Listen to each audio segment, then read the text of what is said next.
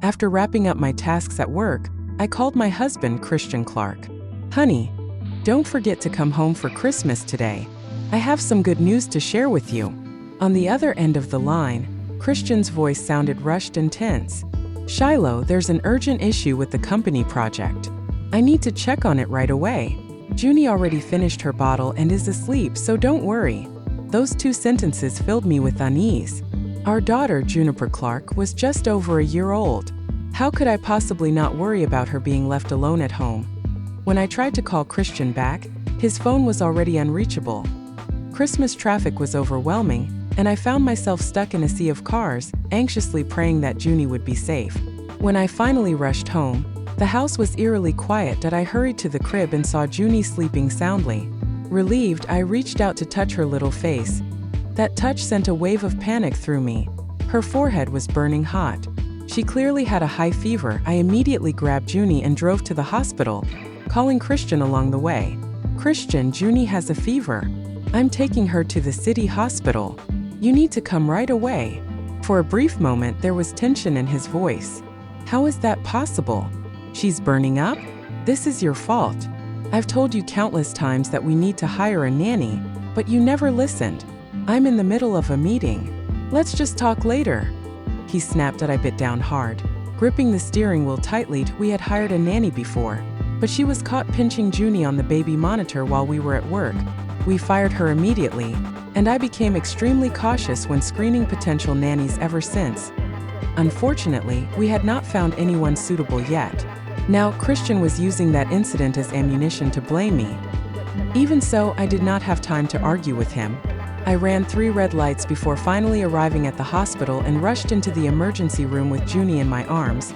What I thought was just a routine fever turned into a nightmare when the doctor told me after an examination that Junie had ingested sleeping pills and needed her stomach pumped immediately.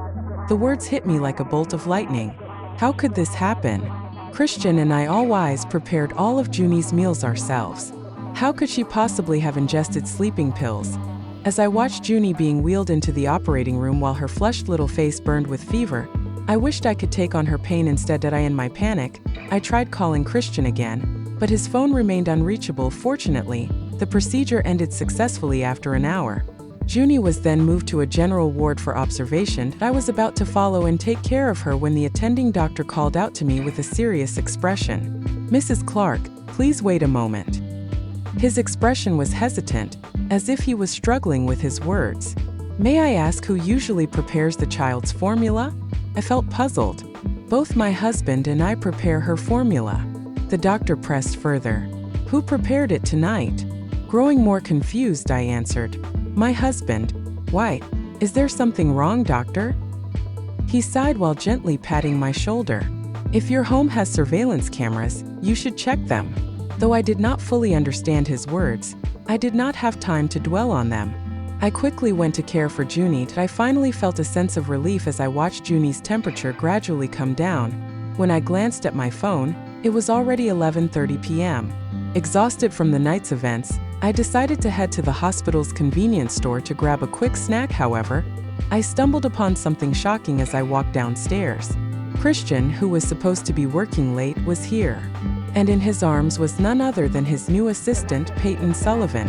"Mr. Clark, it's all my fault. I twisted my ankle when I got out of the car. And now I can't spend Christmas with you properly." "Come now, Peyton. Don't say that. Twisting your ankle is serious. I'm heartbroken for you. Besides, I don't mind spending Christmas in the hospital. By the way, I already bought that diamond necklace you wanted." "Oh, you're so naughty." Peyton giggled as Christian comforted her gently, completely unaware that I was standing in the shadows. Overwhelmed by sadness and anger, tears streamed down my face. Our daughter was still lying in a hospital bed with a high fever, yet Christian was here flirting with his assistant. He did not care about Junie's well-being at all. While he lavished Peyton with expensive gifts, he had never even thought of buying me, his wife of 7 years, a simple $300 necklace. Christian and I were college sweethearts. After graduation, he wanted to start his own business, and I gave him $200,000 from my family to fund his dream. During his startup days, I pinched pennies, cutting every corner to support him. When his business finally began to flourish, I still refrained from indulging myself for the best of the family. Recently, Christian's company had been struggling with cash flow problems, so I tightened the household budget even more. I haggled over groceries and stretched every dollar to its limit. Yet now I realized my sacrifices meant nothing to him. He had no problem spending extravagantly on another woman while treating me with indifference. Wiping away my tears, I clenched the $10 million winning lottery ticket in my pocket. Yes, I had won $10 million. I had planned to surprise Christian tonight during our Christmas celebration at home. I also wanted to tell him that I had resigned from my job to focus on taking care of Junie full-time. Yet now it was clear there was no need to share this with Christian. This 7-year relationship had reached its end. It was time to let go. After an exhausting night, Junie was discharged from the hospital the next day. Once we got home, I prepared a bottle of formula for her and rocked her to sleep. The fatigue of a sleepless night finally caught up with me, and I dozed off fully clothed on the couch. When I woke up, it was already noon. Just as I was about to make lunch, the doctor's words from yesterday suddenly came to mind. He had told me to check the surveillance footage at home. What did he mean by that? Could it be that Junie's accidental ingestion of sleeping pills was not an accident? Was it deliberate? The thought sent shivers down my spine. There were only 2 people in the house, Christian and I. Could Christian have been the one who gave Junie the sleeping pills? That seemed impossible. Even though he was unfaithful, I did not think he would harm his own daughter. With a lingering sense of doubt, I opened the surveillance feed.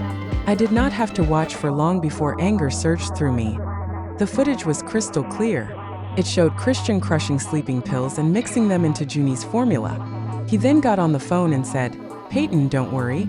I'll pick you up at your door on time." The little brat wouldn't stop crying, so I'm just going to make her quiet down for a bit. He must not have realized the cameras were still recording, or he would not have dared to be so brazen that I could not believe it. To think he was this heartless toward his own daughter, his flesh and blood. Tears blurred my vision again, but this time they were not from sadness, they were from fury.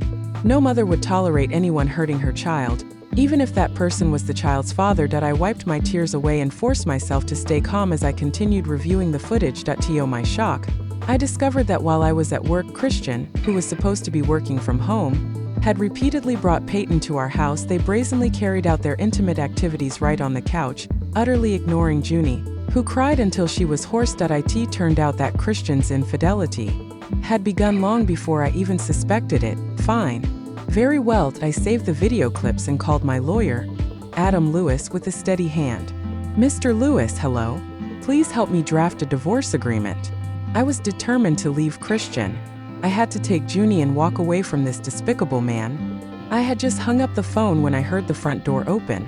Christian entered, lugging several bags of luggage as his face lit up with an enthusiastic smile. It had been a long time since I had seen him smile like that. However, the moment he saw me, his grin vanished. "Why aren't you at work?" I responded with a cold smirk. "I'm not as carefree as you, Christian. Our child was burning with fever, and you acted like nothing happened." Christian frowned. "Why do you always pick fights the moment we see each other? I told you I was working overtime yesterday. If it weren't for you and Junie, would I be working myself to the bone every day?" Just then, I noticed a slim figure standing outside the door. It was Peyton. She extended her hand to me with a polite smile. "Shiloh, hello. Sorry for the intrusion." I did not respond, nor did I move aside to let her in. Christian, however, could not hide his impatience. He pulled me to the side and gently helped Peyton to the couch. "Peyton's injured, so she'll be staying with us for a few days." I looked at the 2 of them. "She's injured, so she's staying at someone else's house? Christian, you're really something." Christian waved his hand dismissively. "You know how hard it is for Peyton being out there all alone. She's a young woman working in my company, so of course I need to look after her. We're just colleagues. Don't overthink it." Peyton glanced at me, her eyes welling up. "Shiloh, I'm really sorry for troubling you and Mr. Clark." I nodded. "You're right, it is troubling. As you can see, we have a small child here, and it's really not convenient." "Shiloh Jackson, shut your mouth," Christian snapped, cutting me off. "Can't you show some compassion? Peyton is 5 years younger than you. How can you treat her like this? We have a guest room. What's the harm in letting Peyton stay for a few days? Besides, I bought this house, so I decide who stays in it. Stop making trouble. Christian's righteous tone was laughable. He seemed to have forgotten that when I was Peyton's age, I stood by him as we built our lives from scratch. Back then, I was in the prime of my youth, and he used to care about me, promising to give me a good life.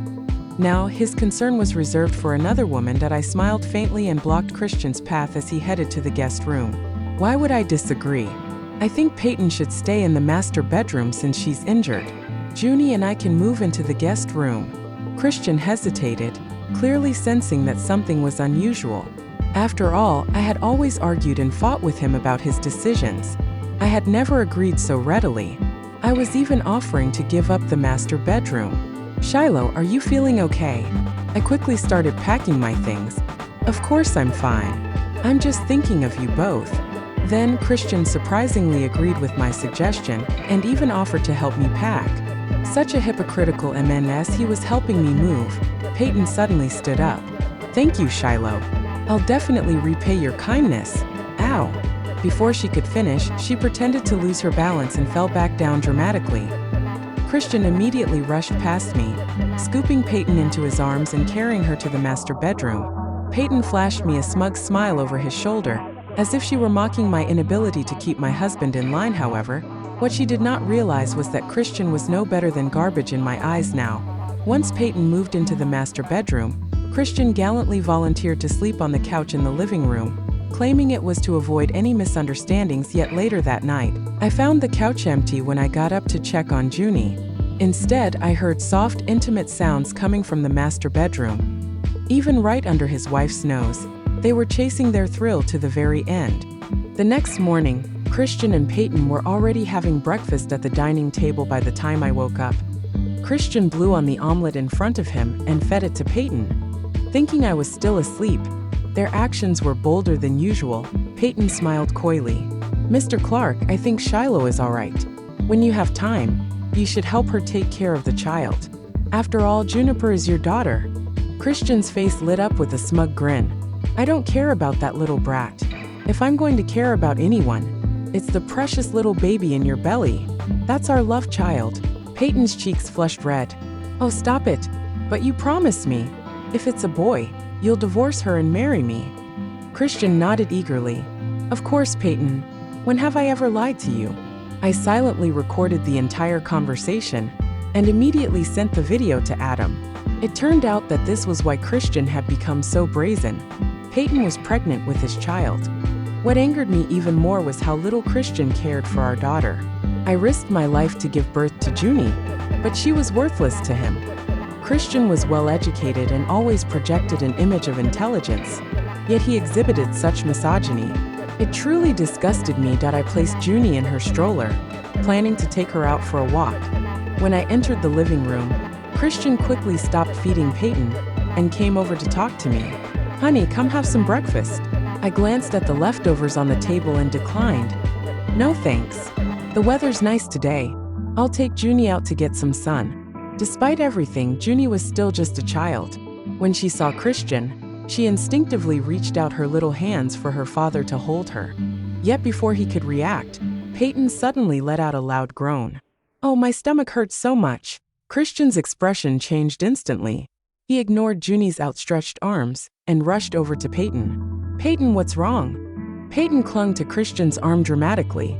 I don't know. Please, Mr. Clark, help me back to the bedroom to rest.